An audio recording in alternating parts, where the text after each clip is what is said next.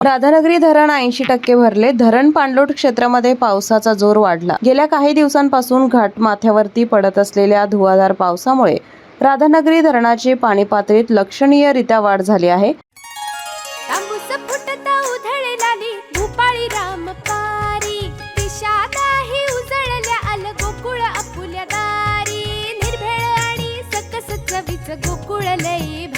गोकुळची दर्जेदार दुग्ध उत्पादने. गोकुळ, अस्सल चव कोल्हापूरची.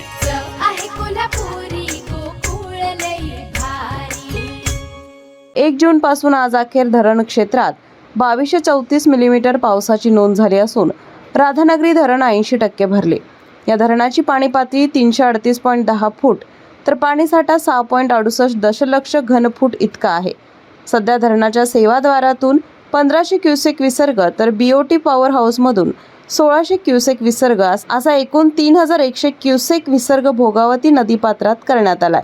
प्रशासनाकडून नदीकाठच्या लोकांना सतर्क राहण्याच्या सूचना देण्यात आल्या आहेत. केके न्यूजसाठी राधानगरीहून मिलिंद कांबळे. अशाच नवनवीन अपडेट पाहण्यासाठी आमच्या केके न्यूज चॅनेलला सबस्क्राईब